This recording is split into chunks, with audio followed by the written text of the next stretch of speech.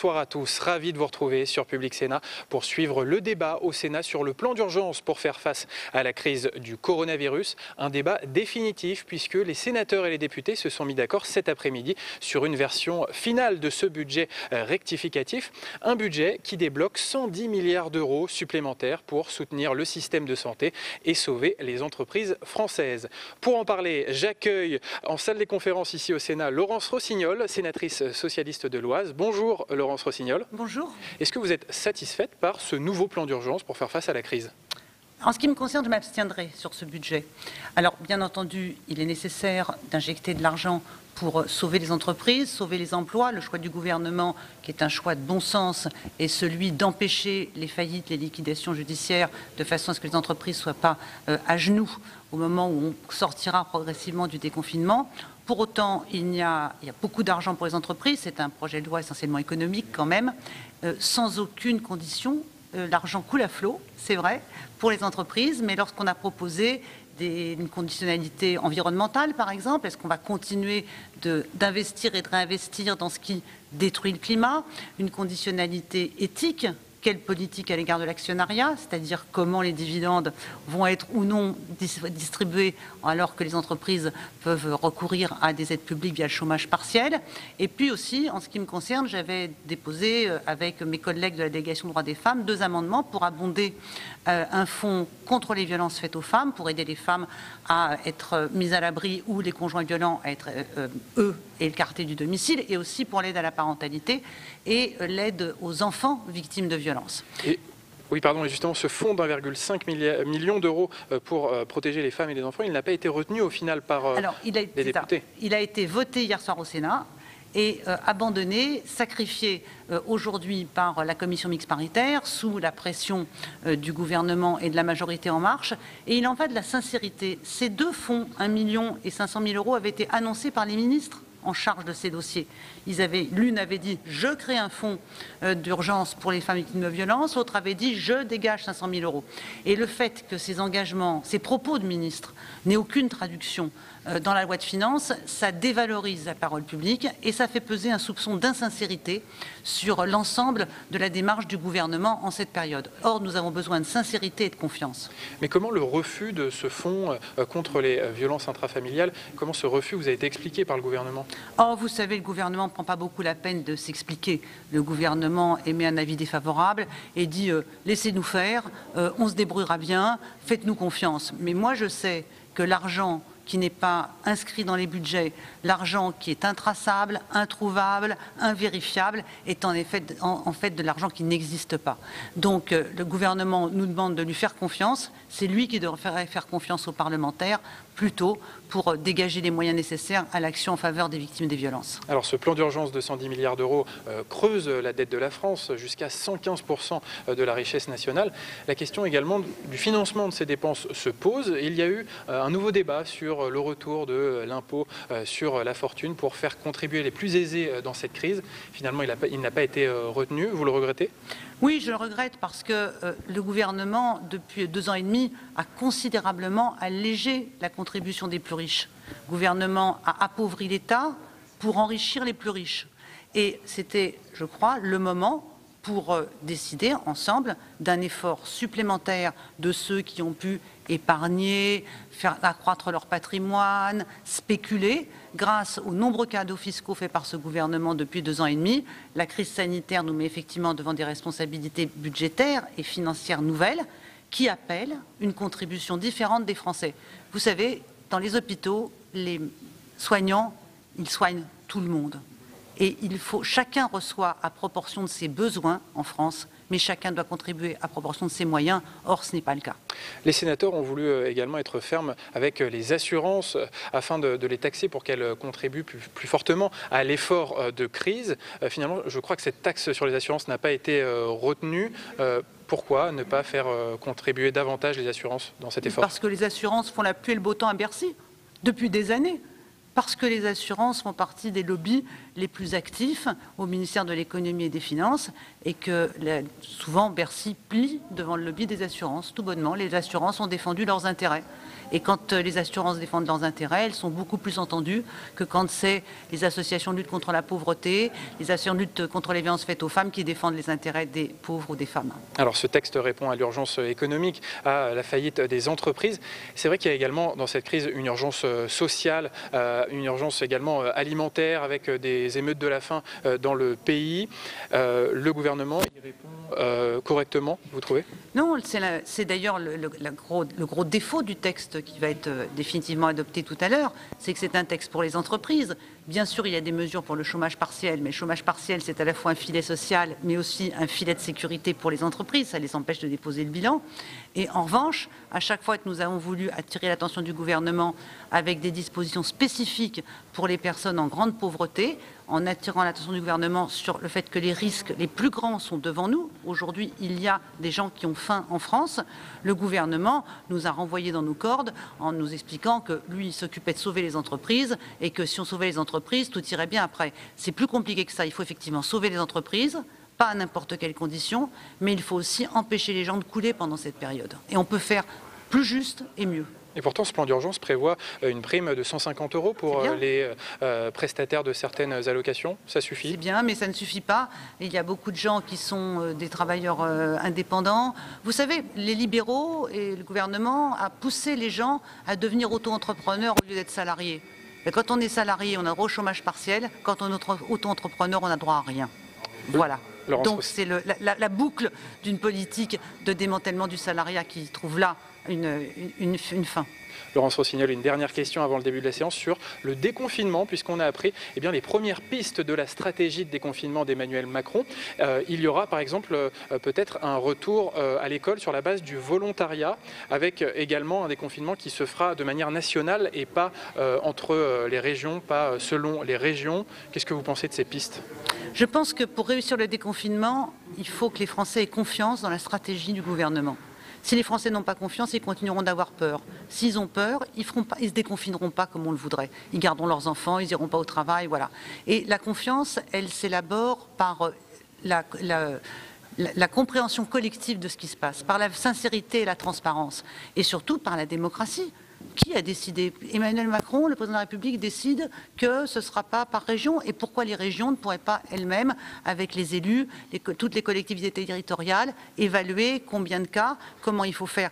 C'est une façon, depuis le début de cette crise sanitaire, d'abord on a traité les Français comme des enfants en leur expliquant pas exactement ce qui se passait. Et maintenant, malgré les beaux discours vers les collectivités locales, on continue de traiter les collectivités locales comme étant incapables d'élaborer elles-mêmes leur stratégie de déconfinement. Je ne comprends pas que le président de la République ait pu annoncer quelle est la stratégie de déconfinement de manière non territoriale, sans avoir au préalable et de manière transparente réuni les présidents de région.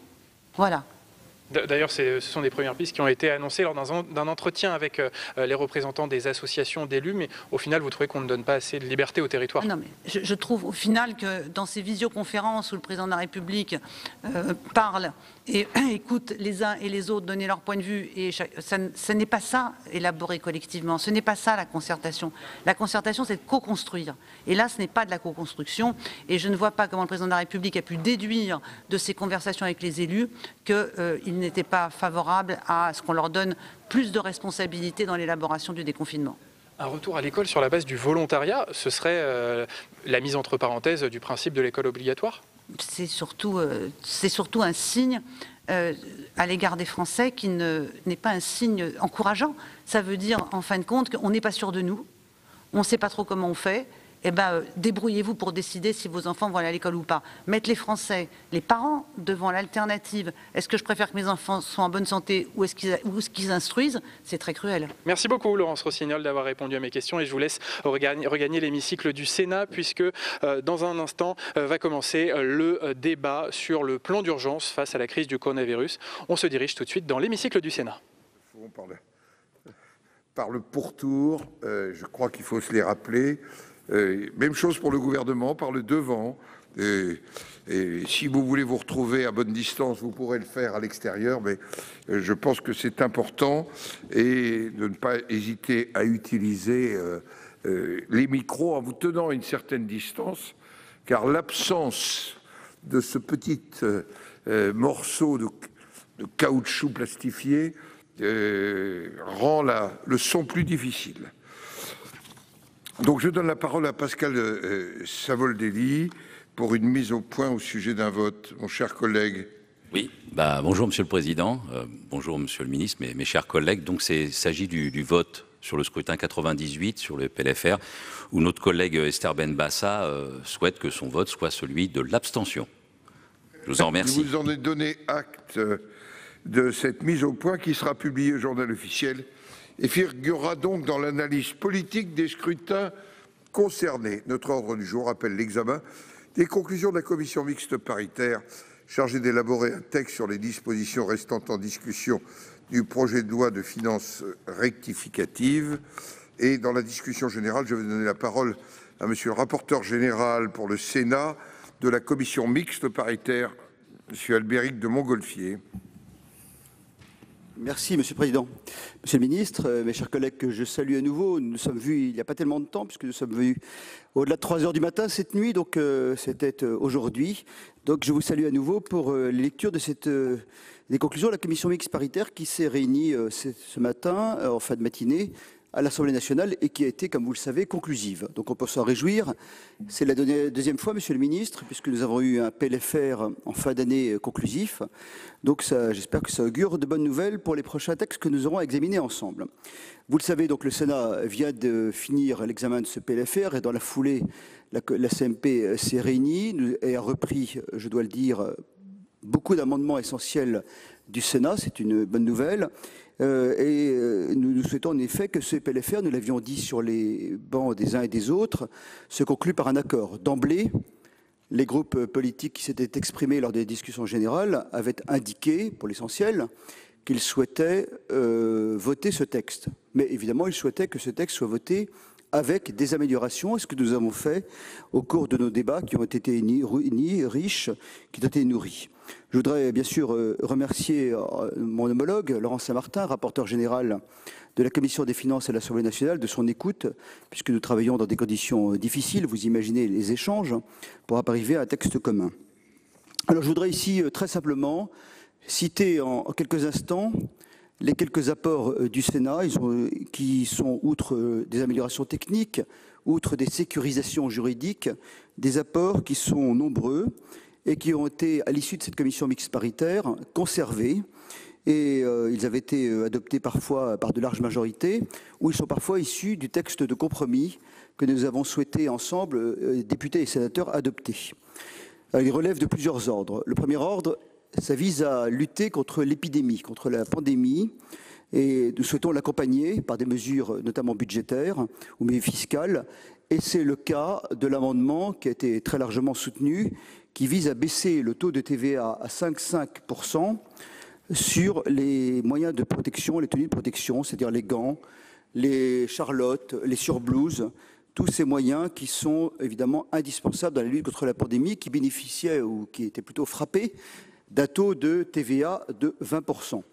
Vous savez que l'Assemblée nationale avait souhaité un taux réduit de TVA sur les masques et sur d'autres moyens de protection. Nous avons souhaité notamment les gels hydroalcooliques. Nous avons étendu à d'autres types de gels et nous avons également étendu ce taux de TVA réduit aux moyens, aux tenues de protection, gants, surblouses, charlottes. Ce sont des moyens qui sont indispensables dans nos hôpitaux, dans nos EHPAD notamment. Et je pense que cet amendement a été très largement partagé. Je pense qu'il a été voté à la quasi-unanimité du Sénat. Nous avons également, et c'est un signe important, rehaussé à 1 000 € le plafond de déduction de l'impôt sur le revenu pour les dons qui sont effectués aux associations d'aide aux plus démunis. Vous savez que ces associations, on les connaît, elles vont depuis Emmaüs, le Secours catholique, le Secours populaire, la Banque alimentaire et bien d'autres.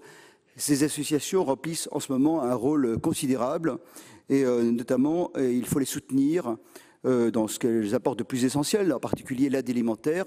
Et nous souhaitons par ce dispositif de rehaussement du plafond à 100 000 € avec un taux de déduction de 75%, les encourager et notamment leur permettre d'assurer les missions les plus essentielles.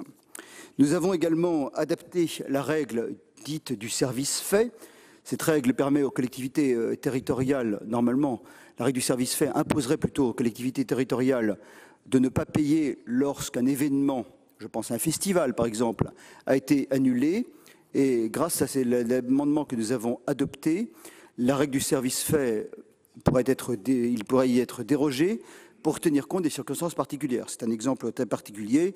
Un festival est annulé, l'organisateur évidemment a une perte sèche et il est important que la collectivité puisse lui verser éventuellement une subvention et donc la règle du service fait l'interdirait. Et c'est l'objet de l'amendement qui déroge à cette règle pendant la période de l'épidémie. Nous souhaitons également soutenir les salariés, c'est le deuxième objectif des amendements que nous avons adoptés, grâce notamment à l'augmentation du plafond à 7 500 € des exonérations d'impôt sur le revenu applicables aux rémunérations perçues au titre des heures supplémentaires. Pendant cette crise, personne n'en disconviendra, de nombreux salariés sont certes au chômage partiel, mais de nombreux salariés sont également sur le front. Ils peuvent être dans les hôpitaux, ils peuvent être dans les EHPAD, ils peuvent être tout simplement dans les commerces, ils peuvent être dans la livraison, et ils assurent dans l'agroalimentaire, etc. Et ils assurent aujourd'hui, malgré l'épidémie, les services essentiels à la nation. Eh bien, il est important que s'ils soient soutenus, parce qu'ils peuvent être amenés à effectuer des heures supplémentaires, à travailler au-delà des 35 heures, du fait notamment des salariés absents ou du fait d'un surcroît d'activité. Et il est important, nous avons parlé, Monsieur le Président, à plusieurs reprises, il est important qu'il y ait un encouragement à ce travail supplémentaire et c'est la raison de cet amendement qui rehausse le plafond, le forfait en dessous duquel les heures supplémentaires ne sont pas soumises à l'impôt sur le revenu. Et donc ce plafond est augmenté de moitié pour être porté à 7 500 €. Nous avons également un certain nombre d'amendements qui renforcent le plan de soutien aux entreprises. Le ministre pourrait nous dire que c'était peut-être même le cœur du texte, puisqu'il s'agit d'un plan, non pas de relance, mais bien d'un plan de sauvetage. J'avais employé, en ouvrant les débats, l'image de la bouée de sauvetage qu'il fallait apporter à nos entreprises, à nos entrepreneurs. Et pour renforcer le plan de soutien aux entreprises, nous avons introduit notamment pour les petites et très petites entreprises qui n'ont pas accès ou qui se voient refuser la garantie des prêts par l'État, un mécanisme de prêt participatif adossé au FDES, Fonds de développement économique et social, et c'est un dispositif que le gouvernement nous a proposé d'abonder à hauteur de 1 milliard d'euros supplémentaires. Enfin, nous avons amélioré le suivi, et je pense que nous sommes tous très attachés, le président du Sénat en particulier, qui nous écoute, qui nous préside ce soir, nous avons souhaité améliorer le suivi, le contrôle des mesures prises en application des lois de finances rectificatives. Nous avons souhaité en quelque sorte renforcer l'information du Parlement pour d'une part étendre les missions du comité de suivi. Je voudrais, Monsieur le Président, vous remercier de nous avoir nommé le président de la Commission des finances et moi-même à ce comité de suivi qui va se réunir dès la fin de la semaine prochaine plutôt. Et ce comité de suivi verra au terme de ce PLFR ses missions étendues. Il pourra mieux contrôler finalement le décaissement, l'exécution des mesures que nous avons votées.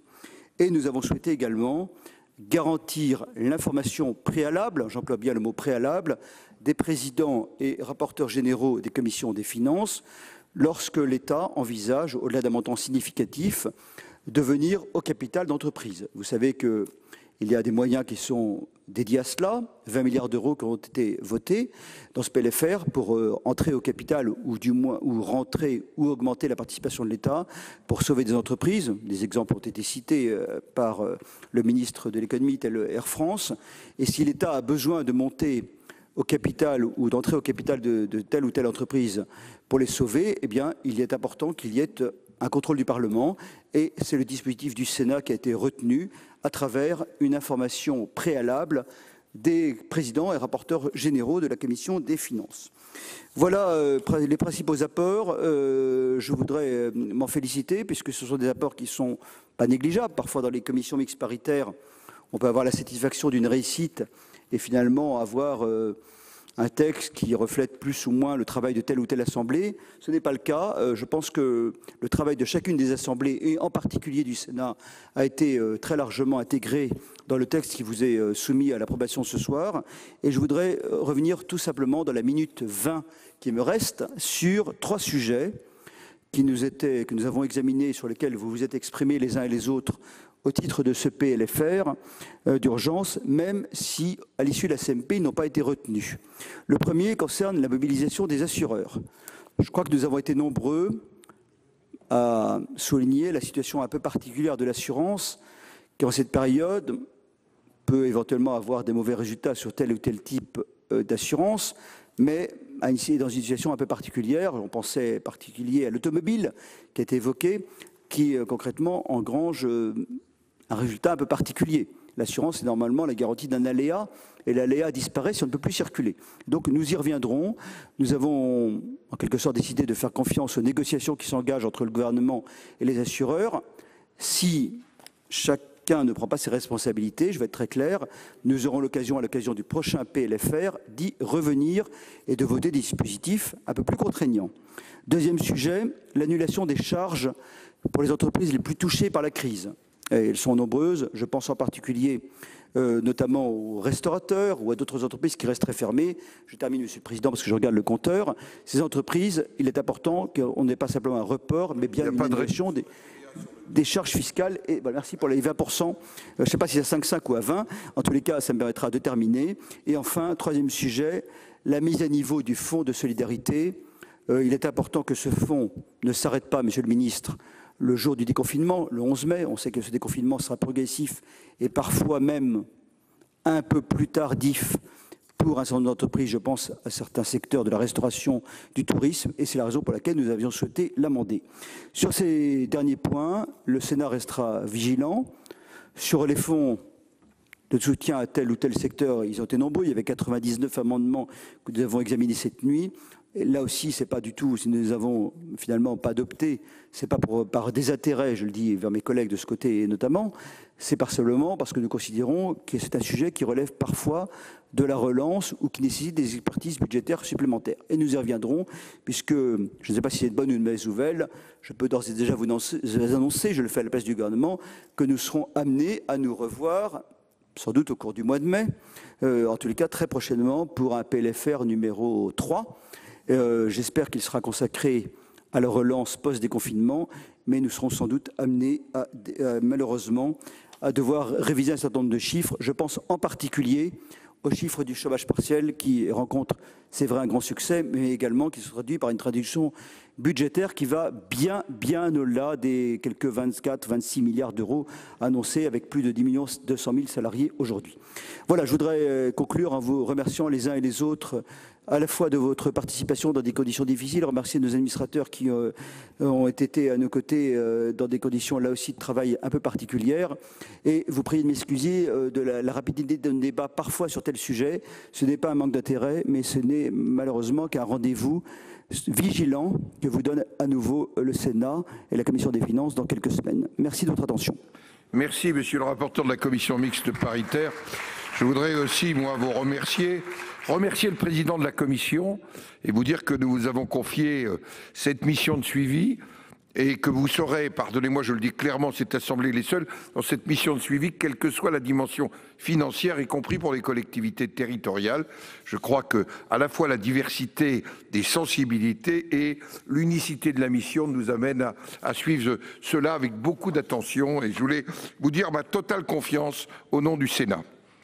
Je donne la parole à Olivier Dussopt, secrétaire d'État auprès du ministre de l'Action et des Comptes Publics. Monsieur le ministre, vous avez la parole.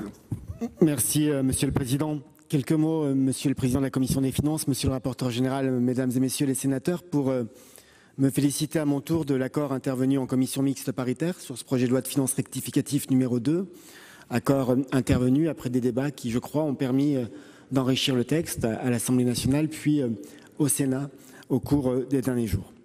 C'est un projet de loi de finances rectificatif qui est un plan d'urgence en réalité, que nous vous présentons à nouveau, pour compléter la première loi de finances rectificative, pour répondre surtout à l'ampleur de la crise des populations et des entreprises dans le cadre de l'épidémie que nous connaissons et pour affronter les conséquences économiques et sociales de celle-ci. Ce plan d'urgence prend en compte le confinement plus long, puisque celui-ci, le premier projet de loi de finances rectificative était appuyé sur un confinement d'un premier mois et celui-ci a été prolongé. Et cet allongement du confinement a donc modifié notre prévision de croissance, puisque le PLFR numéro 2 que vous vous apprêtez à adopter indique un taux de croissance prévisionnel à moins 8%, alors que dans le PLFR numéro 1, nous étions à moins 3,9%. De la même manière, la profondeur de la crise, le repli de l'activité économique implique une réponse à la hauteur des enjeux, et cette réponse a nécessairement des conséquences budgétaires, puisque le déficit des administrations publiques pourrait s'élever à 9,1% en 2020, soit 2 points de plus de PIB par rapport à 2009, dernière année de référence en matière de crise systémique, et la dette publique pourrait atteindre 115% du PIB, soit 20 points de plus qu'à la fin de l'année 2019, puisque nous avions une estimation à 98%. La force du soutien de l'État se traduira aussi par un déficit budgétaire qui va doubler par rapport à la loi de finances initiale, en s'établissant à plus de 185 milliards d'euros contre 93 milliards d'euros, tel que nous l'avions adopté, tel que vous l'aviez adopté à la fin de l'année 2019. Ce sont des chiffres inhabituels, d'une certaine manière des chiffres vertigineux, mais qui traduisent une action massive face à une crise d'une ampleur exceptionnelle. Nous avons souhaité renforcer notre plan de lutte contre la crise en passant avec ce PLFR de 45 milliards d'euros à plus de 110 milliards d'euros de moyens consacrés à répondre à cette crise économique. Les dépenses mobilisées atteindront 44 milliards d'euros pour protéger les salariés, maintenir leurs compétences, accompagner les entreprises et préserver notre système de santé. Et permettez-moi, parmi ces dépenses, outre celles que nous allons inscrire dans le cadre de l'ONDAM à hauteur de plus 8 milliards d'euros, de souligner 2 dispositifs du plan de lutte contre l'épidémie. D'abord, le financement du chômage partiel, qui passe de 8 milliards d'euros à près de 27 milliards d'euros, financé aux 2 tiers par le budget de l'État et pour 1 tiers par l'UNEDIC, afin de préserver la situation des salariés.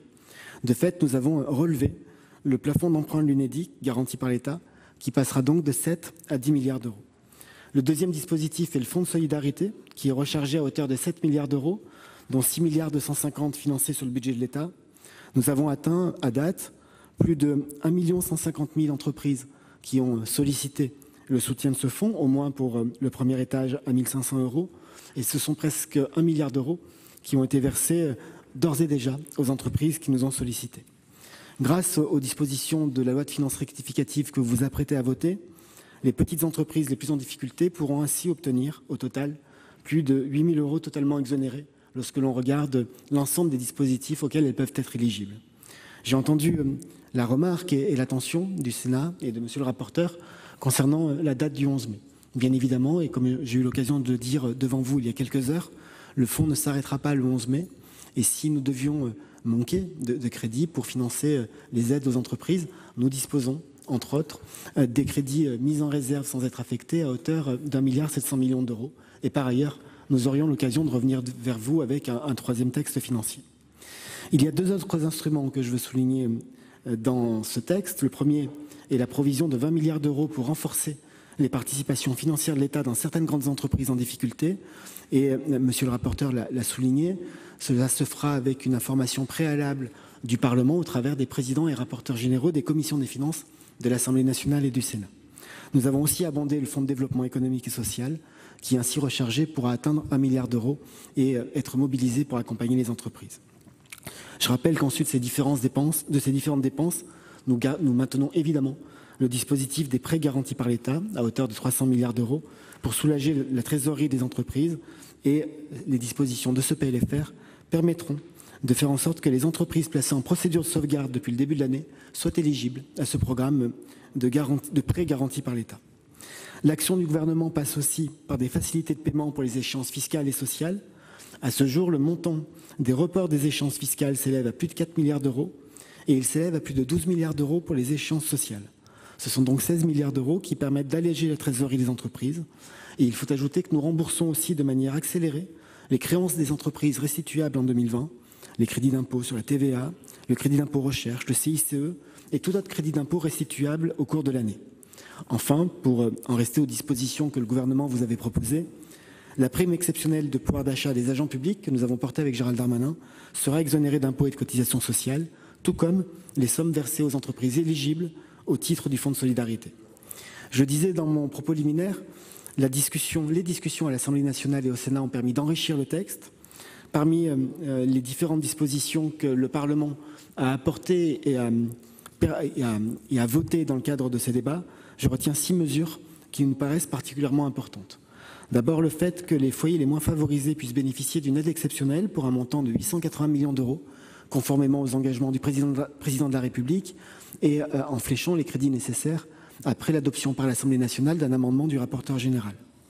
Par ailleurs, les salariés auront une indemnisation sécurisée, avec un basculement des personnes actuellement en arrêt de travail pour cause de garde d'enfants ou parce qu'étant vulnérables au sens médical, dans le dispositif d'activité partielle à partir du 1er mai.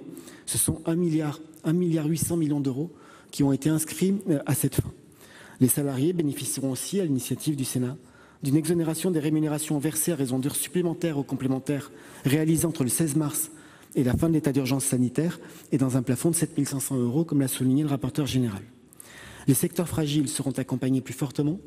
19 millions d'euros seront accordés aux parcs zoologiques, aux refuges et aux cirques familiaux pour les soins prodigués aux animaux. Ce dispositif sera complété pour apporter également un soutien aux centres équestres accueillant du public. Les bailleurs, dont les locataires sont des professionnels et que nous avons invités à renoncer aux loyers qui leur reviennent, pourront aussi déduire de leurs revenus imposables les sommes auxquelles ils ont renoncé. C'est une initiative prise par l'Assemblée nationale que nous avons soutenue. Enfin, 2 mesures que je soulignais. Le fait que le dispositif de prêt garanti par l'État pourra aussi s'étendre aux entreprises intermédiaires en financement participatif, c'est un apport parlementaire utile. Et ajouter la production et l'acquisition des mesures de protection sanitaire qui ont été facilitées, à la fois par des mesures budgétaires qui ont été prises pour soutenir l'investissement dans les machines qui permettent la production de matériaux utilisés pour la confection des masques et d'autres équipements, ou encore par des mesures fiscales de baisse de la TVA sur les masques de protection, les gels hydroalcooliques et les autres équipements de protection. Enfin, la commission mixte paritaire a retenu 3 mesures que je souhaite citer devant vous pour les rappeler. D'abord, une mesure de soutien aux territoires ruraux avec la dotation particulière élu local qui sera majorée de 8 millions d'euros afin d'élargir le nombre de communes éligibles. Par ailleurs, vous avez souhaité soutenir le monde associatif et les collectivités pourront donc décider de maintenir une partie de leurs subventions. Et enfin, pour soutenir la solidarité, le plafond de dons alimentaires et de première nécessité qui donne droit à un avantage fiscal passera d'un peu plus de 500 € à 1 000 €. Je tiens à remercier l'ensemble des parlementaires, ici les sénateurs, comme je l'ai fait il y a un instant à l'Assemblée, pour leur contribution et leur apport à ce fonds, et terminer par 2 points. Un premier pour vous dire qu'évidemment, le travail continue. Il continue pour la définition de plans de soutien sectoriels sur les secteurs les plus exposés. Nous avons cité l'hôtellerie, la restauration. Je sais l'attachement particulier de votre Assemblée à la question des annulations de charges. Dans le cadre de ces plans sectoriels, nous aurons à y revenir et nous aurons aussi très certainement à vous soumettre des dispositions législatives pour donner un fondement juridique établi à ces annulations de charges en cours d'examen et d'instruction. Un deuxième point pour rassurer les auteurs d'amendements portant crédit budgétaire. Je partage le sentiment du rapporteur lorsqu'il dit qu'il y a parfois un côté frustrant à aller vite sur les amendements d'ouverture de crédit budgétaire à l'occasion d'une LFR, et beaucoup d'entre vous ont mis à profit ces amendements budgétaires pour appeler l'attention du gouvernement et du Parlement sur des secteurs qui peuvent rencontrer des difficultés particulières. Je veux rassurer les auteurs, toutes les annonces, tous les engagements pris par le gouvernement qui ne font pas l'objet d'inscription de crédit dans ce PLFR seront financés. Ils seront financés puisque nous disposons, je l'ai dit, d'un peu plus d'1,7 milliard de crédits non affectés. Ils seront financés puisque les moyens de l'État ne s'arrêtent pas aux crédits votés dans le PLFR. La loi de finances initiale a prévu un certain nombre de crédits avec une réserve de précaution. La réserve de précaution et les crédits dont nous disposons au titre de ce que j'appellerais le droit commun nous permettent de faire face à l'ensemble des annonces. Je pense par exemple aux annonces de ma collègue Christelle Dubos ce matin en matière de lutte contre la précarité, ou encore de ma collègue secrétaire d'État à l'égalité professionnelle sur les questions de soutien aux femmes ou aux protections les plus fragiles. Je termine définitivement, Monsieur le Président, en remerciant à nouveau l'ensemble des sénateurs pour leur participation à ces débats et en me félicitant que nous ayons pu aboutir à un texte de compromis. Merci, Monsieur le Ministre. Je vais donner maintenant la parole au Président Jean-Marc Gabouty. Il a 6 minutes, Monsieur le Président. Oui, merci. Merci, Monsieur le Président. Je ne prendrai peut-être pas les 6 minutes, simplement pour vous dire que cette CMP conclusive m'inspire un sentiment de satisfaction. Alors, sentiment de satisfaction du devoir accompli devant l'attente de nos concitoyens. Lorsqu'on parle du budget voté au Parlement, à l'Assemblée nationale et au Sénat, on n'intéresse pas nos concitoyens dans le PLF habituel que nous avons chaque année en disant c'est une affaire de spécialistes, on n'y comprend rien, c'est trop compliqué. Là, on parle de sujets, disons, qu'ils perçoivent de manière totalement concrète, parce qu'on leur parle de chômage partiel, on leur parle de primes qui vient en récompense d'un effort exceptionnel pour ceux qui ont été exposés en première et en deuxième ligne, on leur parle de sauvetage d'entreprise.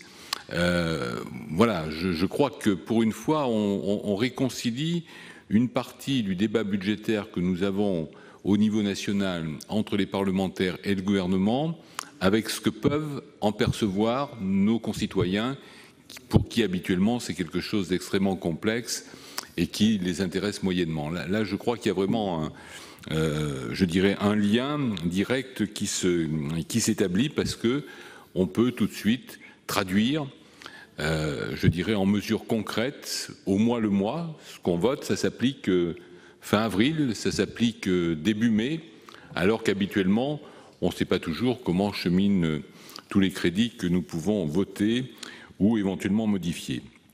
Et puis il faut leur rendre cet hommage aussi, ce qui a été fait par les deux assemblées en termes de prise en charge et par le gouvernement sur les primes, les défiscalisations, sur le chômage partiel, est aussi une approche de solidarité à l'égard de tous et non pas uniquement un programme de sauvetage de notre économie, même si c'est quelque chose d'important.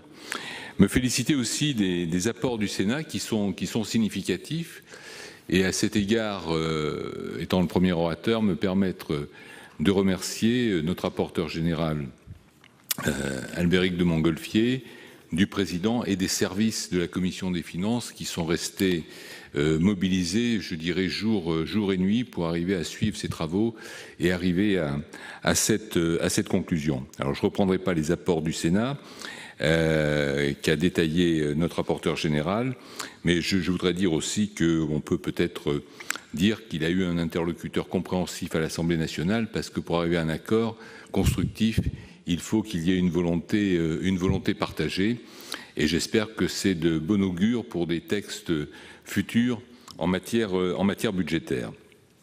Satisfaction aussi sur l'ensemble du dispositif concernant l'économie et les entreprises.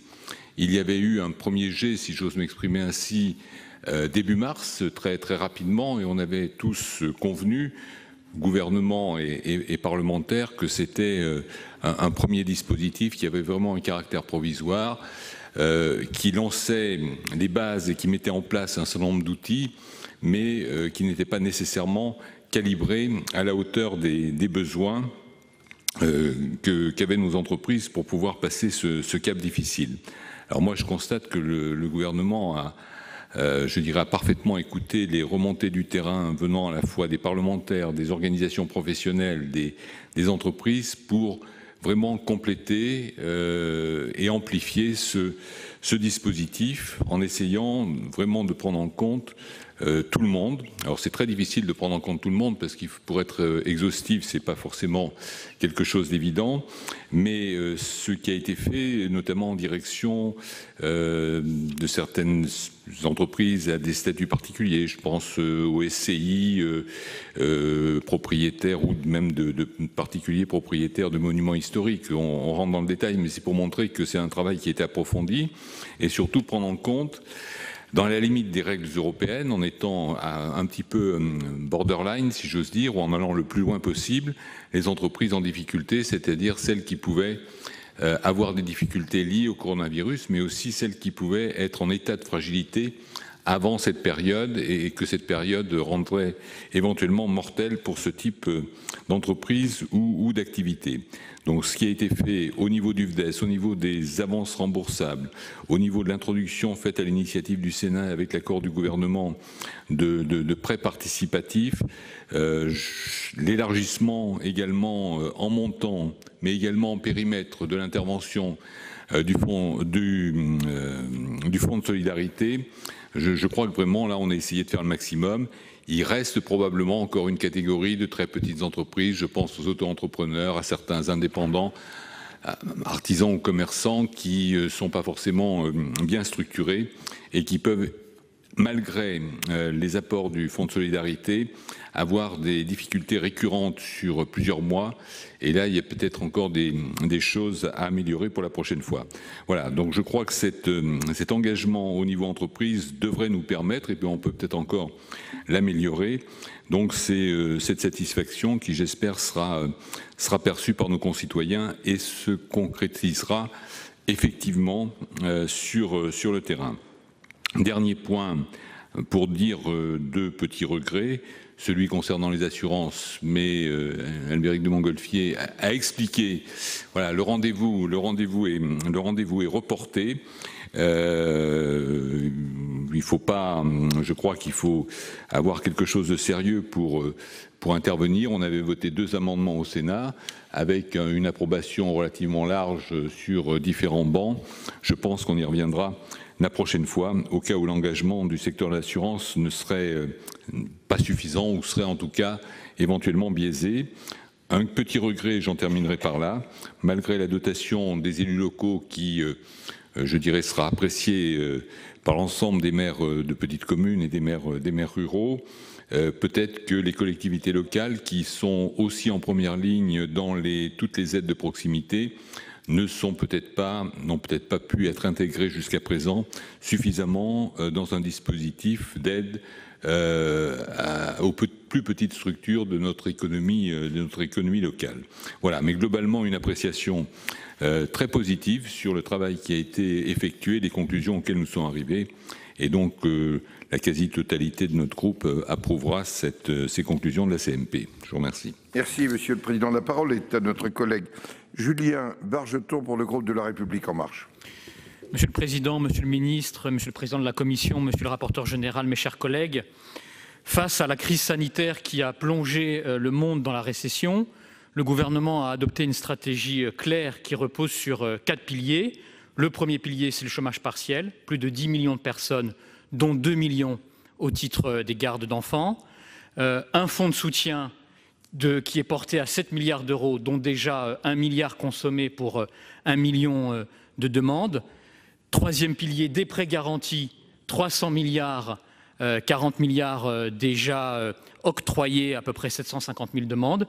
Et quatrième pilier, les recapitalisations rendues nécessaires par les grandes difficultés de certaines entreprises. Nos débats n'ont pas bouleversé cette stratégie. Les amendements n'ont ni supprimé ni remplacé des mesures adoptées. Nos amendements les ont complétées, améliorées, renforcées. Et je crois que ça tient à un esprit de responsabilité, à une envie de travail collectif. Et en témoigne d'ailleurs le fait qu'il y a un accord entre les deux chambres. En témoigne aussi le fait que ce projet va être adopté par tous les groupes, à l'exception d'un. Et le Sénat a enrichi ce texte. Cela a été dit. Je tiens moi aussi à remercier le travail notamment du rapporteur général. Pas seulement, mais je tiens à le remercier. Il a apporté plusieurs modifications intéressantes. Il a notamment complété le dispositif voulu par l'Assemblée nationale sur une TVA réduite à 5,5 pour certains types de produits, en y ajoutant les équipements de protection sanitaire. Il a notamment élargi les missions du comité de suivi en y intégrant le fonds de soutien. Il a également renforcer l'information qui est due au Parlement. Donc il y a eu d'autres apports, notamment sur le plafond pour les associations caritatives qui sont intéressantes. Notre groupe y a contribué, notamment nous avons rajouté une partie des gels qui n'étaient pas prises en compte dans cette TVA à 5,5 et nous avons également contribué. Alors, après ce temps qui est l'urgence de la riposte, viendra, nous le savons, l'exigence de la relance. Parce qu'il faudra compléter un certain nombre de mesures et notamment devront être tirées les conséquences de cette crise pour les collectivités locales. Je pense aux collectivités d'outre-mer, pas seulement, mais en particulier aux collectivités d'outre-mer à cause de l'effondrement de l'octroi de mer. Je pense aussi aux communes avec la taxe de séjour ou aux départements avec les droits de mutation. Donc bien sûr, cela devra être pris en compte et je remercie Olivier Dussopt, le ministre, qui s'est d'ores et déjà engagé à la garantie de recettes pour les collectivités locales. Il l'a fait aussi bien en audition qu'en séance à l'Assemblée nationale comme au Sénat.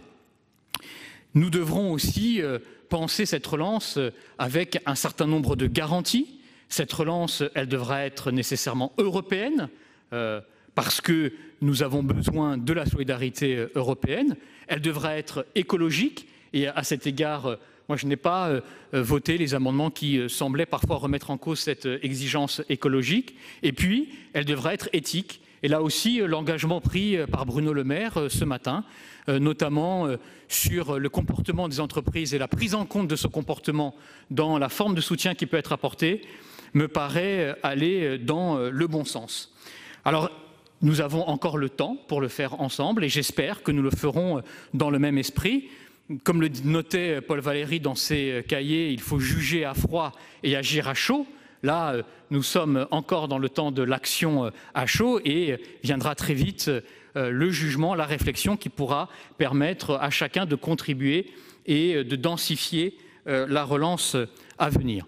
Et donc, comme l'ordre de marche proposé par le gouvernement est respecté, comme nous sommes conscients des difficultés et des graves difficultés qui sont encore devant nous et à venir, eh bien, le groupe de La République En Marche votera ce projet de loi de finances rectificative et se réjouit qu'il soit voté par une large majorité de notre Assemblée. Merci beaucoup. Merci. La parole est maintenant à notre collègue Pascal Savoldelli pour le groupe CRCE. Il a 5 minutes. Merci, Monsieur le Président, Monsieur le Ministre, Monsieur le Président de la Commission des Finances, Monsieur le rapporteur général.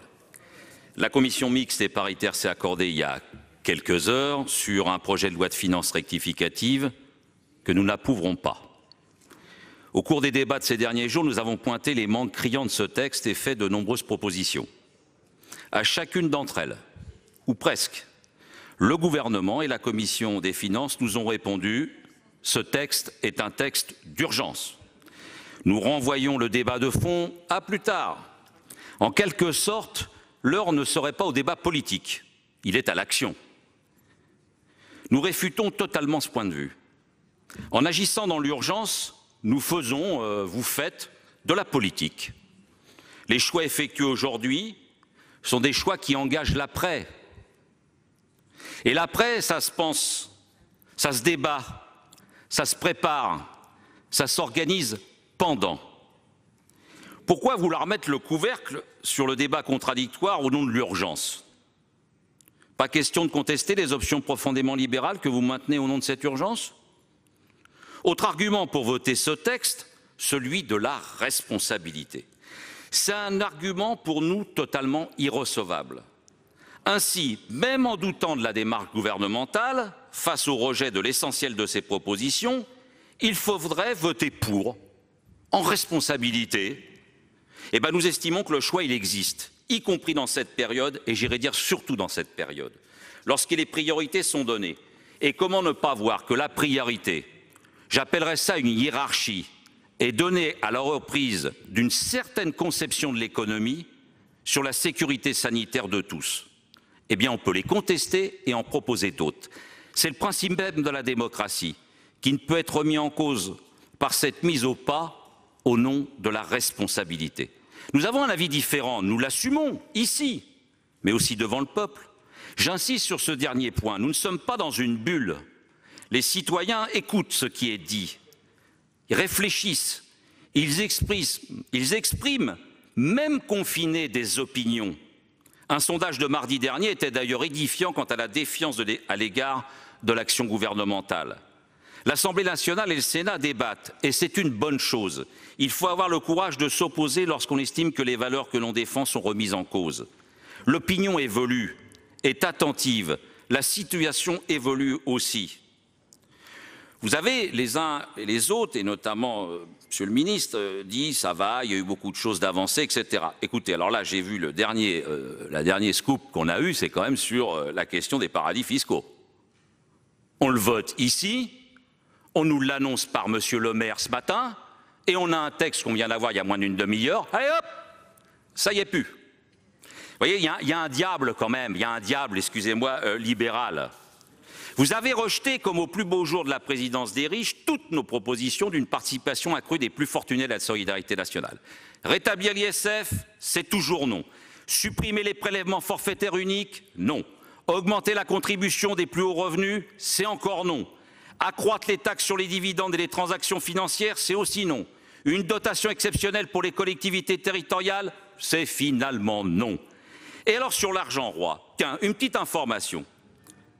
Savez-vous, Monsieur le Ministre, que Disney, mais vous le savez, vient de confirmer le versement de 1,5 milliard de dividendes, alors que ces 15 000 de ses salariés sont au chômage partiel en France. Pouvez-vous nous indiquer, Monsieur le Ministre, si l'État prend en charge ce chômage partiel? Être responsable, c'est déterminer qui va payer la dette, ce qu'elle va devenir. Continuer à casser le service public pour le faire, à contraindre les plus défavorisés?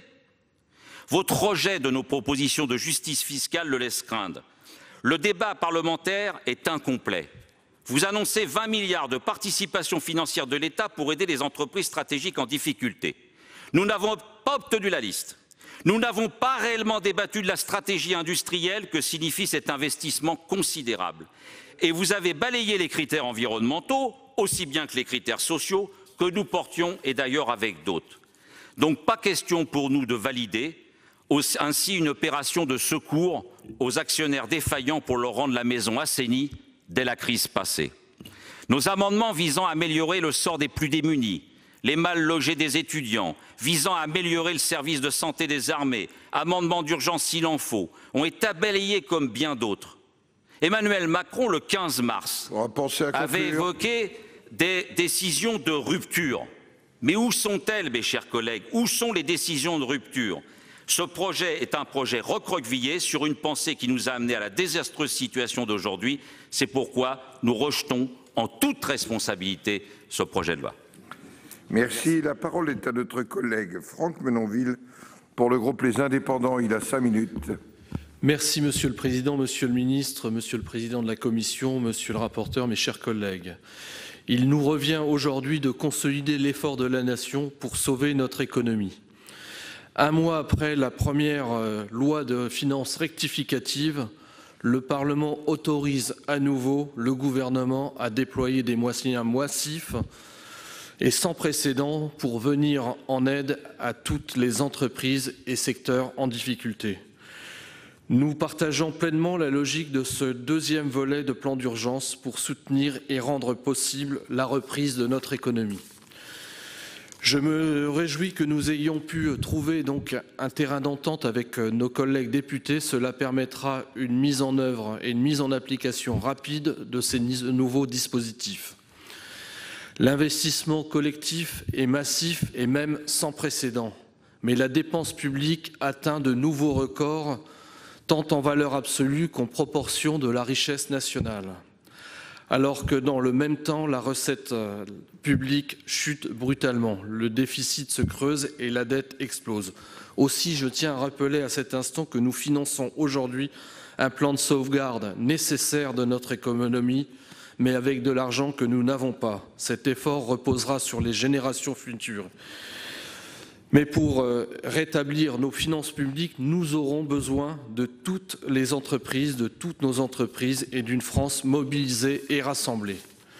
Nous aurons besoin de nos grands groupes, dont certains seront recapitalisés par l'État si c'est nécessaire et qui devront se transformer. De nos ETI qui recourent largement au chômage partiel, de nos PME qui ont pu bénéficier de prêts garantis par l'État, de nos artisans et indépendants qui seront soutenus par le Fonds de solidarité, de nos agriculteurs confrontés à la crise, même si des filières aujourd'hui comme les biocarburants, l'horticulture notamment, nécessiteront des mesures supplémentaires. Je salue également l'activation hier par la Commission européenne des mécanismes de crise tels que la gestion des stocks privés et la flexibilité financière.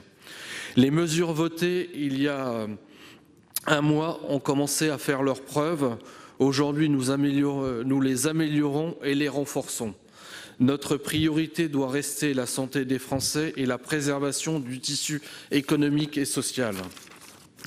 Mais notre modèle social est mis à rude épreuve par cette crise. C'est pourquoi nous devons, dès maintenant, nous focaliser sur la reprise économique et trouver les moyens de la financer à long terme en se mobilisant de toutes nos forces. Je retiens des points de satisfaction importants adoptés sur proposition du Sénat. Je pense notamment à l'augmentation de la défiscalisation des heures supplémentaires, le renforcement des dispositions dites loi Coluche pour soutenir la générosité des Français, mais également aux 8 millions d'euros supplémentaires en direction des 3 400 communes de moins de 500 habitants qui sont particulièrement engagées dans cette crise. Par contre, l'annulation des charges et cotisations sociales pour les entreprises les plus en difficulté reste en suspens et devra faire l'objet de discussions à venir. Il en va de même de la contribution des assureurs et de la non-éligibilité au dispositif de solidarité nationale des entreprises liées à des paradis fiscaux comme nous l'avions proposé. Le déconfinement apparaît aujourd'hui comme un enjeu essentiel. Il faudra faire preuve de méthode et aussi s'appuyer sur les élus locaux. En conclusion, nous nous mobilisons désormais au Sénat pour être au rendez-vous de ce plan de relance. Ce plan devra s'appuyer là aussi sur les collectivités territoriales qui font preuve d'une mobilisation et d'une efficacité exceptionnelle du fait de leur proximité territoriale. Nous retiendrons, entre autres, de cette crise que la France a besoin d'un État plus décentralisé qui puisse agir au plus près des territoires, bref, d'une vision renouvelée des libertés locales et de la décentralisation. Nous voterons bien évidemment les conclusions de CMP. Merci, monsieur. Merci, mon cher collègue. Je vais donner la parole au questeur Vincent Capo-Canellas pour le groupe de l'Union centriste. Vous avez la parole, monsieur le questeur. Merci, monsieur le président, monsieur le ministre, monsieur le président de la commission des finances, monsieur le rapporteur, mes chers collègues. La commission mixte paritaire qui s'est tenue à midi sur ce second projet de loi de finances rectificative a abouti à un accord. La chose est suffisamment rare en matière de loi de finances pour que nous nous en réjouissions. Cet accord est une bonne nouvelle pour le pays. Après débat, avec des nuances bien sûr, la représentation nationale sait nouer les compromis nécessaires pour faire face à l'urgence sanitaire et économique, et de premières dispositions sociales sont prises. Ce contexte est exceptionnel, les inconnues sont nombreuses et les données économiques chaque jour fluctuantes. Nous savons ce texte attendu par tous ceux que la pandémie de Covid-19 expose aux pires difficultés. Dans un esprit de responsabilité, députés et sénateurs ont su travailler en bonne intelligence avec pour seul souci la préservation du tissu productif français et la reconnaissance de ceux qui, parfois au péril de leur vie, affrontent avec courage le danger du coronavirus. Il fallait faire la part entre l'urgence, le soutien aux soignants, à l'emploi et au tissu économique, mais aussi la nécessaire attention à des secteurs d'activité dont la situation nous semblait insuffisamment prise en compte. Enfin, la conscience que tout ceci doit se phaser dans le temps et qu'il y aura bien sûr un PLFR 3, affinant encore les points difficiles à arbitrer aujourd'hui. Et nous gardons présent à l'esprit, bien sûr, comment les oublier, les 8% de recul du PIB, le déficit public estimé aujourd'hui à 9,1% et enfin la dette à 115% du PIB, pardonnez du peu. Encore ces chiffres restent-ils suspendus à une aggravation que d'aucuns nous prédisent. Il y aura bien sûr un débat demain sur la façon de rembourser cette dette qui se creuse dans des proportions abyssales et de réduire l'impact du choc sur nos comptes publics. Les motifs de satisfaction du groupe Union centriste sont nombreux. Pour nous, la CMP avait commencé ce matin sous les meilleurs auspices, après que Bruno Le Maire a annoncé l'exclusion des aides publiques pour les entreprises ayant leur siège dans un paradis fiscal. Cette annonce fait suite à l'adoption par la Haute Assemblée de notre amendement déposé à l'initiative de notre collègue Nathalie Goulet. C'est là une clarification bienvenue. Aucune entreprise violant le pacte social ne doit profiter de la solidarité nationale. Dommage que ça ne figure pas dans la loi telle qu'elle nous est proposée pour validation, mais on pourra peut-être y revenir. Autre motif de satisfaction, l'augmentation de 8 millions d'euros des crédits de la dotation particulière élue locale. Cette revalorisation permettra ainsi au gouvernement de respecter l'engagement qu'il avait pris en novembre dernier devant les maires des petites communes qui font aujourd'hui preuve d'un engagement et d'une détermination sans faille. Cette avancée a pu être obtenue grâce au travail de notre collègue Sylvie Vermeillet, que je tiens à féliciter au nom de l'ensemble de mes collègues centristes. Je m'associe à elle pour saluer l'écoute et le travail fructueux des deux rapporteurs généraux, Albéric de Montgolfier et Laurent Saint-Martin. De la même façon, nous nous félicitons de l'élargissement du taux réduit de TVA à l'ensemble des équipements de protection. Nous espérons, avec notre président Hervé Marseille, que cette baisse de fiscalité sera répercutée dans les prix de ces produits devenus en quelques semaines de toute première nécessité. Parmi les apports significatifs du Sénat et de sa commission des finances figure l'exonération fiscale et sociale des heures supplémentaires. Beaucoup de nos compatriotes travaillent durement et plus durement encore durant la crise sanitaire, dans des conditions extrêmement difficiles le plus souvent. Ce surcroît d'efforts devait être récompensé, il le sera grâce à l'accord obtenu en CMP. Nous avons par ailleurs entendu l'explication du gouvernement concernant la contribution des assurances à l'effort de redressement. Nous espérons que les discussions en cours aboutiront à une solution. Bien sûr, des motifs de regret demeurent et la perspective déjà proche d'un troisième PLFR sera peut-être pour nous l'occasion de remettre l'ouvrage sur le métier. Je songe ici aux amendements de notre collègue Annick Billon concernant la création d'un fonds d'urgence de lutte contre les violences intrafamiliales et d'aide à la parentalité. L'urgence de la crise économique ne doit pas nous faire perdre de vue les urgences non moins imminentes sur le front social. D'autres propositions portées par nos collègues continueront de retenir, à n'en pas douter, notre attention dans les semaines qui viennent. C'est le cas notamment de la question du remboursement du FCTVA ou de celle des délais d'engagement et de clôture des opérations locales d'investissement posées par nos collègues Michel Canévet et Bernard Delcros. C'est le cas encore de l'imputation en section d'investissement des contributions de l'ensemble des collectivités au Fonds national de solidarité, souligné par Hervé Moret. Gageons aussi que d'ici au prochain collectif budgétaire, la transformation du report des échéances sociales et fiscales en annulation pour les entreprises les plus affectées deviendra une réalité. Des négociations sont en cours et nous souhaitons que le gouvernement parvienne à soulager les entreprises gravement affectées par la crise. Plusieurs amendements venaient préfigurer un plan de relance d'urgence et ont été écartés à ce titre. Nous disons au gouvernement qu'il nous faudra construire collectivement ce plan de relance et d'investissement. Dans l'immédiat, nous saluons la diversité et la montée en puissance des dispositifs présentés voici un peu plus d'un mois par le gouvernement et nous adopterons à l'unanimité ce second budget rectificatif enrichi par le Parlement. Je vous remercie et je salue chacun de ceux qui ont contribué à l'élaboration de ce PLFR, en particulier membres de la Commission des finances, mais aussi l'ensemble des services du Sénat qui y ont contribué dans ce contexte si particulier et dans le respect des règles sanitaires. Je vous remercie. Merci, Monsieur le questeur. La parole est maintenant à notre collègue Thierry Carcenac pour le groupe socialiste et républicain. Merci, Monsieur le Président, Monsieur le Ministre, Monsieur le Président de la Commission des finances, Monsieur le rapporteur général, mes chers collègues. La commission mixte paritaire qui s'est réunie ce matin est conclusive. Je tiens à remercier tous les intervenants à ce débat, parfois long, pour certains ici ou là, mais néanmoins nécessaire compte tenu des circonstances. Merci au président de la commission et au rapporteur général, ainsi qu'au personnel du Sénat pour l'organisation, dans un temps contraint, de ce débat. S'exprimant sur le projet de loi de finances rectificative, lors de la discussion générale, Claude Raynal avait indiqué que les abondements de crédit correspondaient à notre appréciation des insuffisances constatées dès le précédent plan de finances rectificative. Pour nous, ce n'est donc qu'un plan de finances rectificative bis qui nous est présenté. La confiance ne se décrète pas. La peur n'est jamais bonne conseillère.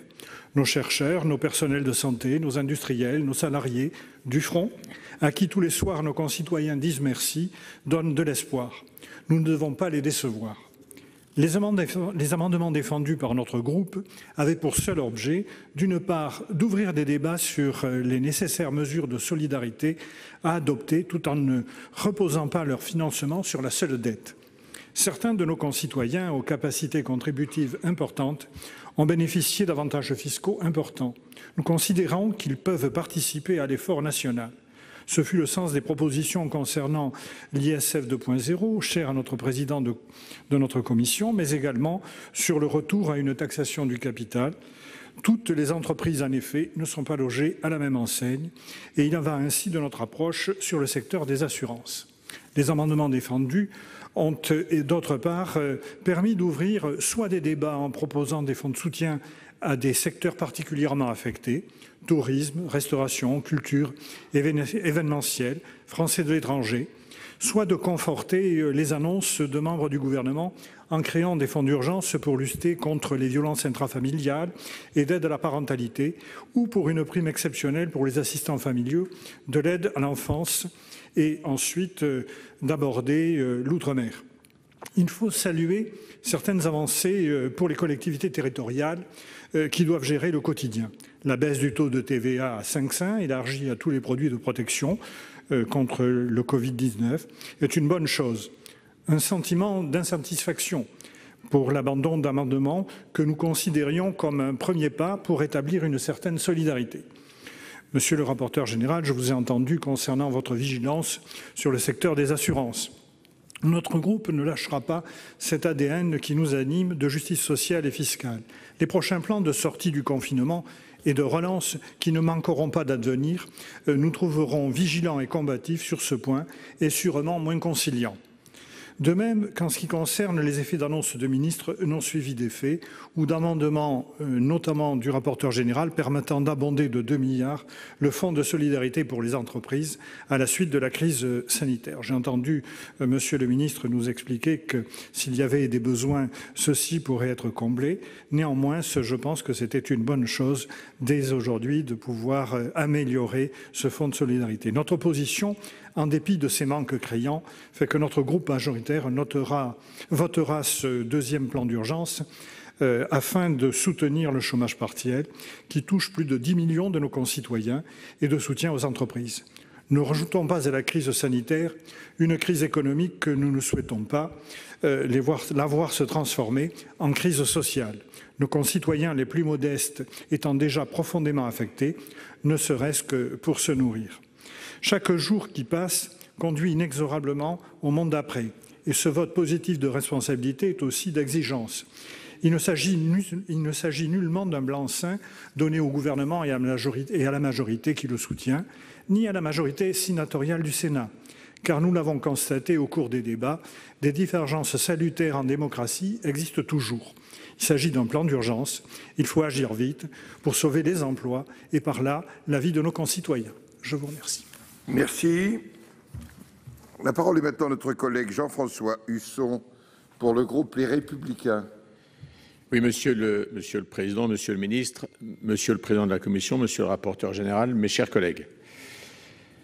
Je vais inscrire mes propos au nom de notre groupe Les Républicains dans la tonalité générale des propos que nous avons entendus ce soir dans cet hémicycle. 3 jours d'intenses travaux dans une période, je veux le redire, d'une crise sanitaire inédite qui, par son ampleur, qui frappe aujourd'hui la moitié de la planète, est finalement un événement extraordinaire qui dépasse tout ce que l'imagination aurait pu penser avec cet ennemi invisible, à la force et à la puissance qu'aucun être humain n'aurait pu imaginer. Monsieur le ministre, je crois qu'il faut aussi entendre et considérer le Parlement, les 2 chambres, et ici vous êtes au Sénat, mais également l'ensemble des élus qui, à travers le pays, vivent au quotidien et en proximité les difficultés et les font remonter dans leurs assemblées pour que le gouvernement, qui ne les ignore pas, mais qui n'en prend pas toujours la pleine mesure, les appréhende mieux encore. Ici au Sénat, vous le savez, on a l'habitude de travailler à la fois dans la sérénité et dans une forme reconnue de travail approfondi et de sagesse. Il y a eu, il y a 30 jours, jour pour jour, l'acte 1 de la loi de finances rectificative. Nos voix s'étaient élevées sur des insuffisances que contenait ce projet. Finalement, un certain nombre des insuffisances ont été prises en compte et traitées dans cet acte 2.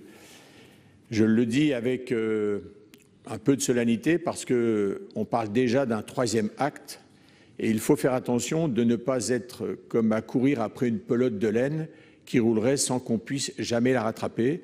La responsabilité du gouvernement et de nos assemblées est aussi d'essayer de mieux anticiper.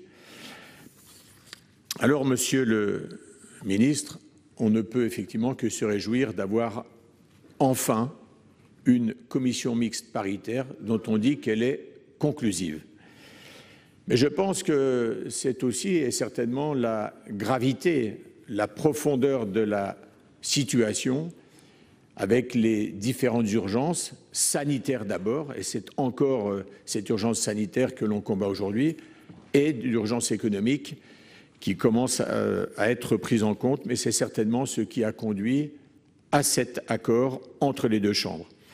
Malheureusement, tout n'a pas été pris en charge ou pris en compte.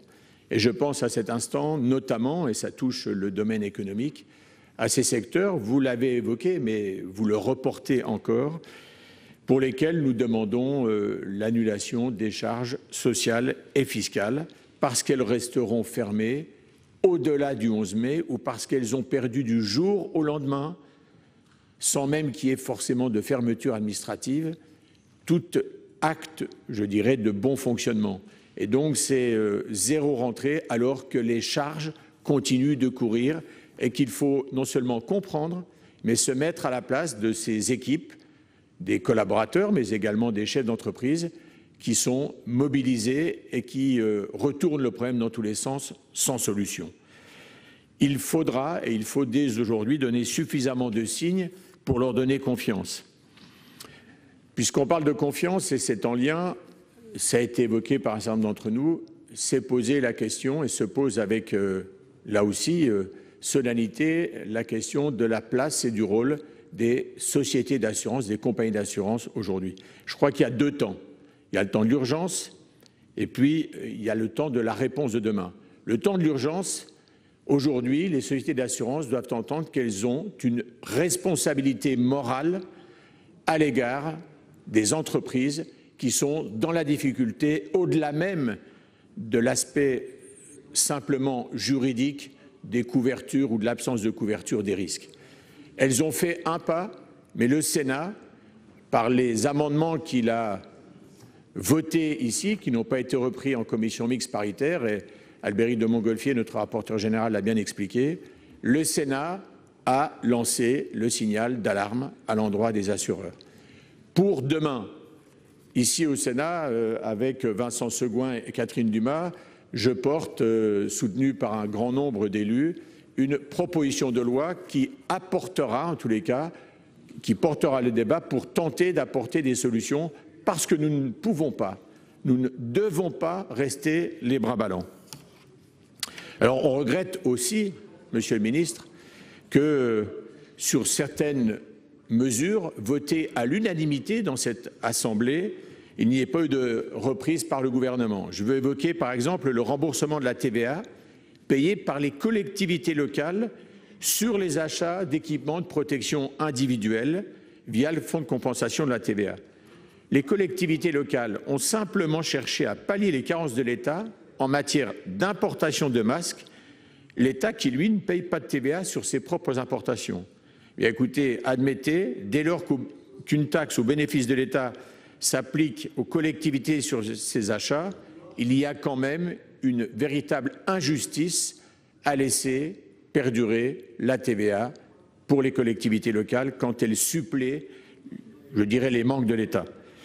Alors on a des motifs de satisfaction et c'est aussi la raison pour laquelle nous apportons notre soutien à l'adoption de cette loi de finances rectificative acte 2, c'est la hausse du plafond sur les heures supplémentaires pour les salariés et les fonctionnaires qui sont en première, deuxième et parfois troisième ligne sur le terrain.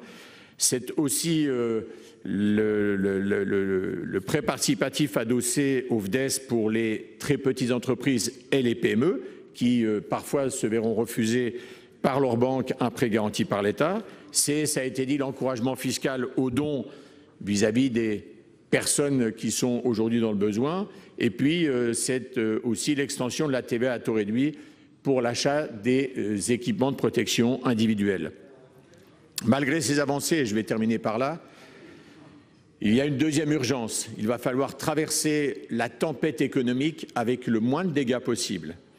Et surtout, Monsieur le Ministre, à l'arrivée de l'acte 3 de la loi de finances rectificative, non seulement il faudra traverser avec le moins de dommages possible, mais il ne faudra pas se tromper dans les choix que nous allons devoir opérer à votre initiative, sous l'autorité du gouvernement, mais d'un gouvernement qui devra écouter les assemblées sur les besoins, les demandes, pour permettre à notre pays et à notre économie, non seulement de traverser, mais d'aider les Français et de les épargner dans leur emploi, parce que on sait que derrière des crises, il y a toujours des dégâts. Enfin, je voulais moi aussi me féliciter de l'excellent climat de travail, d'échange, de débat, parfois vifs, mais c'est bon dans une démocratie, qui se sont déroulés dans notre hémicycle, et remercier évidemment l'ensemble des personnels à tout niveau de responsabilité, et en décernant peut-être une mention particulière à notre rapporteur général,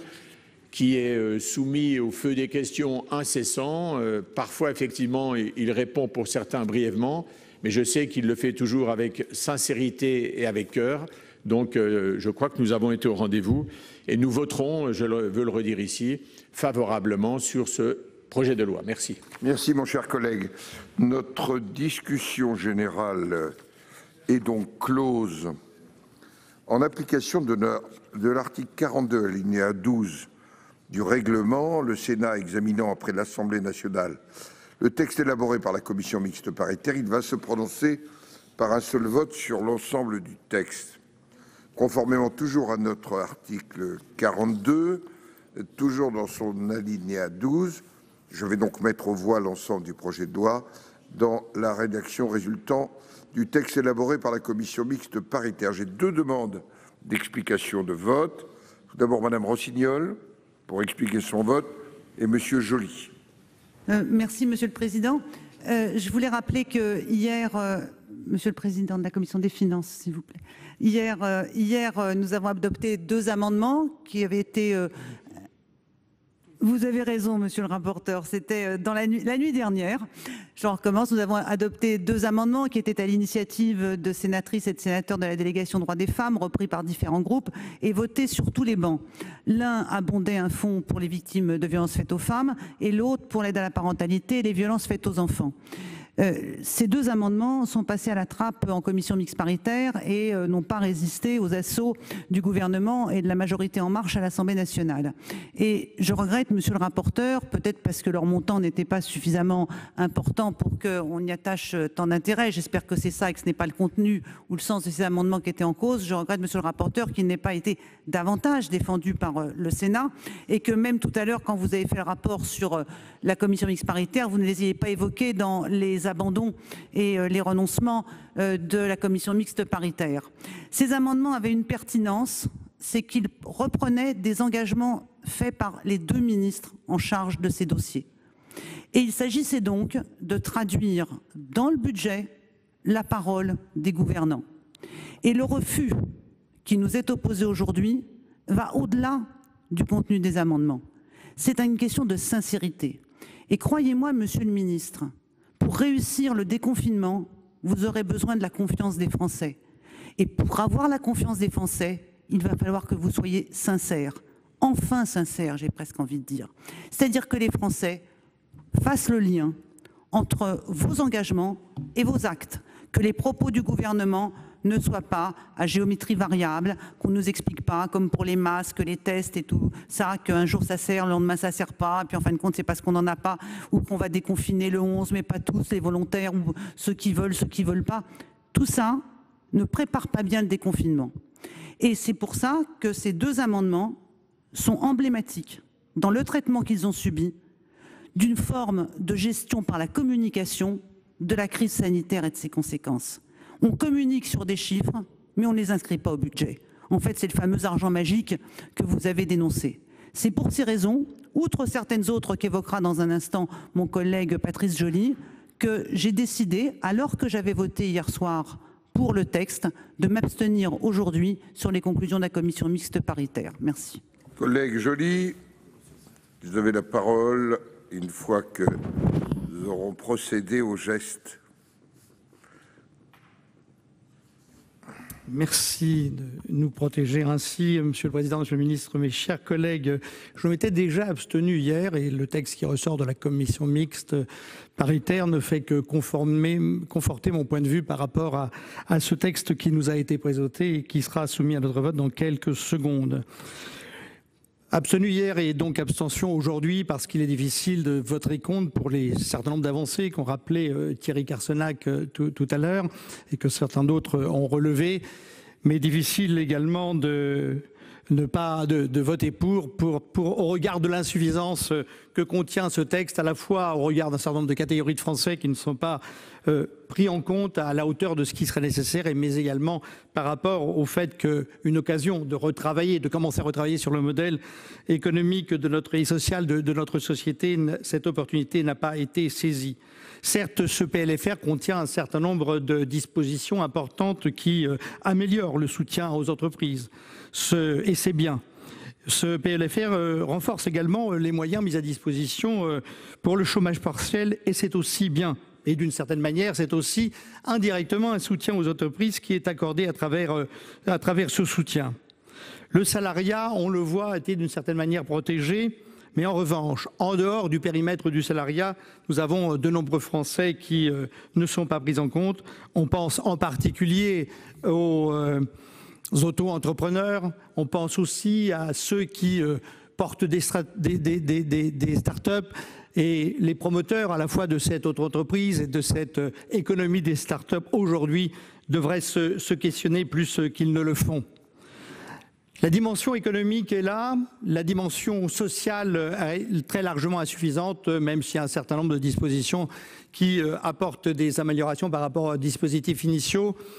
Aujourd'hui, on s'aperçoit qu'en particulier, s'agissant des retraités, s'agissant des titulaires d'allocations de solidarité, s'agissant également des étudiants qu'un certains collègues ont évoqués, ces gens-là sont laissés à leur sort et en grande difficulté. Et on s'aperçoit que nous sommes aujourd'hui pas très loin, comme le disait un représentant de l'État il y a quelques heures en compte des émeutes de la faim. Nous en sommes là, mes chers collègues.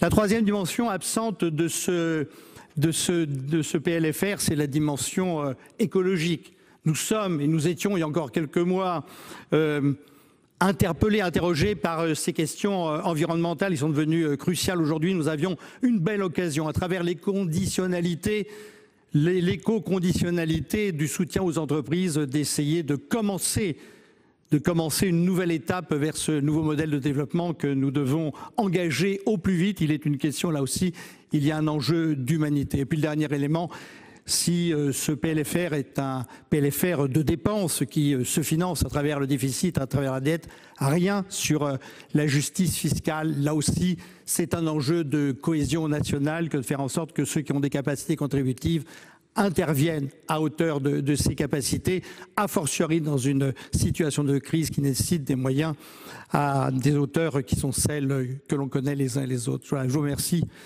Monsieur le Président. Merci beaucoup. Pas d'autres demandes d'explication de vote.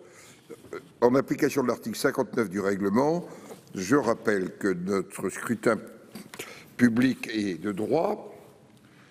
Nous allons procéder donc à ce scrutin. Vous vous rendez, voilà.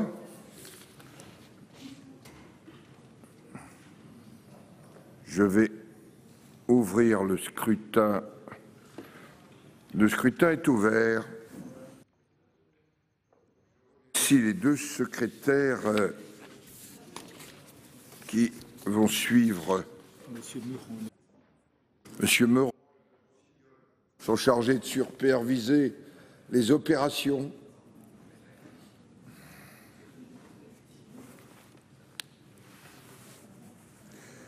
Les huissiers sont à votre disposition si vous aviez besoin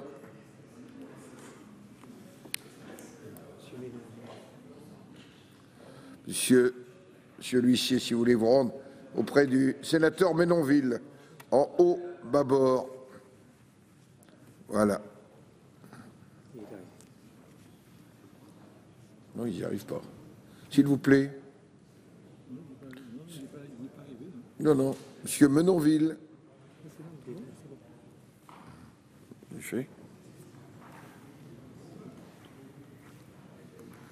Si vous voulez bien vérifier, auprès de monsieur Menonville, on a un petit doute au central.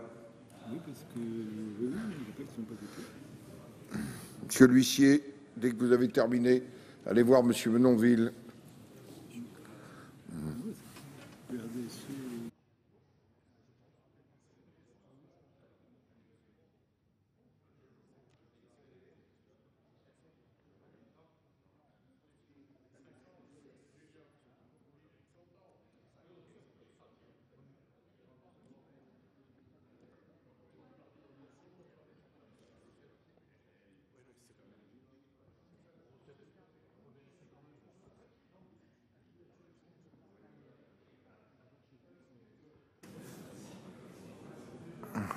Est-ce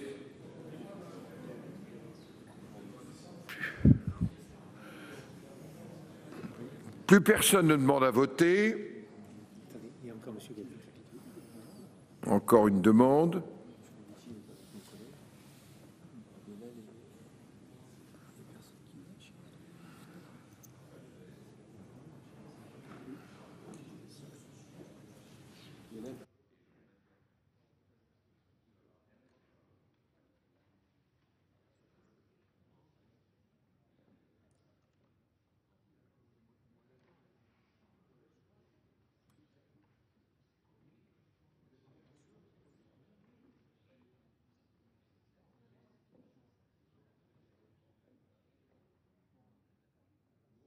Républicain.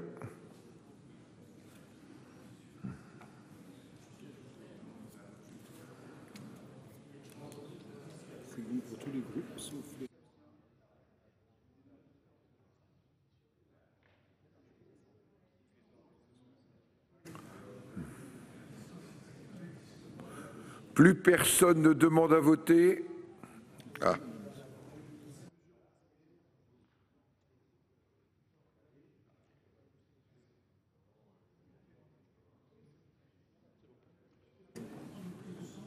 Plus personne ne demande à voter.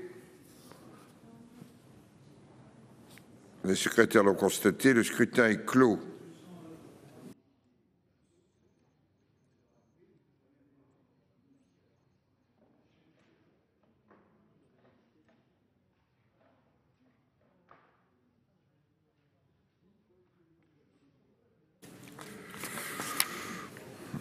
Résultat du scrutin qui porte le numéro 99. Sur l'ensemble du texte, nombre de votants 344, nous prenons en compte l'ensemble des délégations de vote accordées par les sénateurs aux groupes politiques et notifiées à la présidence. Le nombre de suffrages exprimés est de 332, pour l'adoption 317, contre 15. Le Sénat a adopté. Merci, monsieur le ministre, merci mes chers collègues, merci au président de la commission et au rapporteur général. Et donc, nous allons lever notre séance. La prochaine séance aura lieu mercredi 29 avril à 15 h pour les questions d'actualité au gouvernement. Et je vous souhaite une excellente soirée. La dernière soirée sous la présidence de monsieur Gavouty a été studieuse jusqu'au petit matin et je vous remercie. Vous prenez tous les bons réflexes. On sort par la périphérie de notre hémicycle et le gouvernement et le rapporteur général par le devant. Voilà. Merci beaucoup. La séance est levée. Et voilà, le Sénat a donc adopté définitivement le nouveau plan d'urgence pour faire face à la crise du coronavirus. Un vote à une grande majorité en faveur de ce budget rectificatif qui prévoit 110 milliards d'euros supplémentaires pour soutenir le système de santé, également pour sauver les entreprises françaises lourdement frappées par les effets de la crise du coronavirus. Alors ce budget, il prévoit notamment des fonds supplémentaires pour financer les mesures de chômage partiel, le fonds de solidarité pour les petites entreprises et également pour que l'État intervienne dans les entreprises stratégiques. Le Sénat a apporté à ce texte des modifications. Les sénateurs ont notamment mis la pression sur le gouvernement pour que l'État ne verse pas d'aide aux grandes entreprises qui seraient basées dans des paradis fiscaux. Écoutez sur ce point le sénateur centriste Vincent Capo-Canellas. Les motifs de satisfaction du groupe Union centriste sont nombreux. Pour nous, la CMP avait commencé ce matin sous les meilleurs auspices.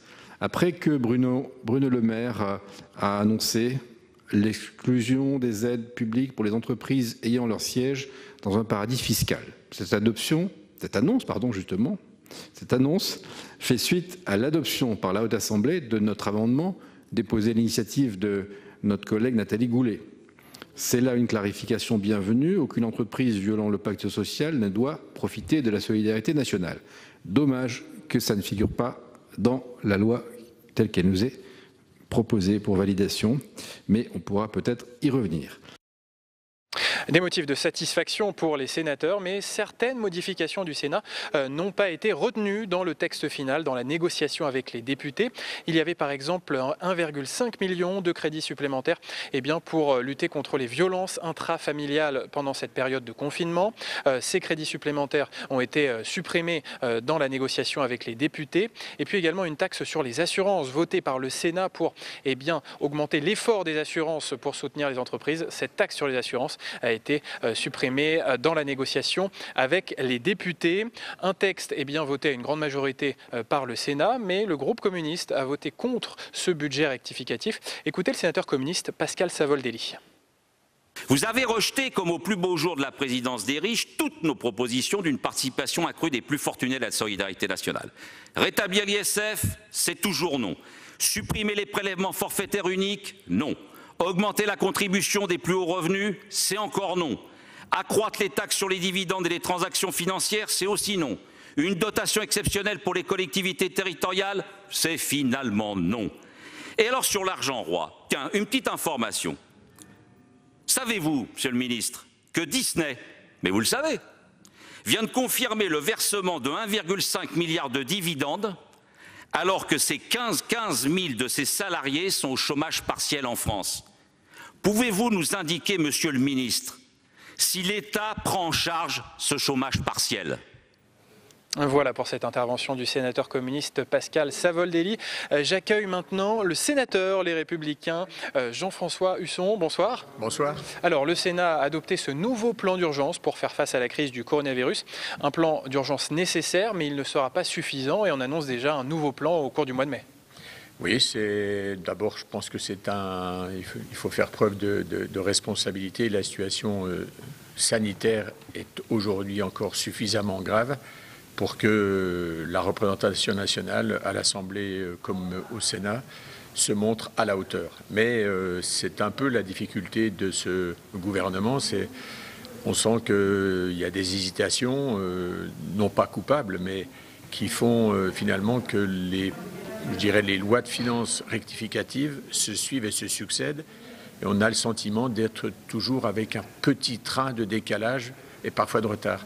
Or, aujourd'hui, on a une difficulté, front sanitaire, urgence, et la situation économique dont on sent qu'on est en train de traverser une tempête. Il faut donc la traverser le mieux possible, éviter d'avoir des dégâts, et il faut anticiper. Voilà. Et aujourd'hui, on a, attiré l'attention du gouvernement. Et alors, comment on fait pour anticiper la reprise de l'économie française ? Il faut un plan de relance supplémentaire ? Alors, aujourd'hui, on entend beaucoup parler effectivement de relance. Je crois que d'abord, il faut bien mesurer la situation. Il faut regarder l'ensemble des secteurs d'activité et il faut notamment donner des signaux importants à l'endroit des secteurs d'activité qui, aujourd'hui, et depuis maintenant plus d'un mois, sont à activité zéro. Vous avez donc pour ces secteurs-là, c'est le tourisme, c'est également la culture, c'est un certain nombre, toutes les entreprises autour des métiers de bouche, de la restauration, de l'hôtellerie. Il faut aujourd'hui leur faire comprendre qu'il y aura des abandons de charges. Et on suivra avec attention le soutien à ces secteurs sinistrés par cette crise du coronavirus. Merci beaucoup Jean-François Husson d'avoir répondu à mes questions. C'est la fin de cette émission consacrée à ce plan d'urgence voté par le Sénat pour faire face à la crise du coronavirus. Je vous souhaite une très bonne soirée sur les chaînes parlementaires.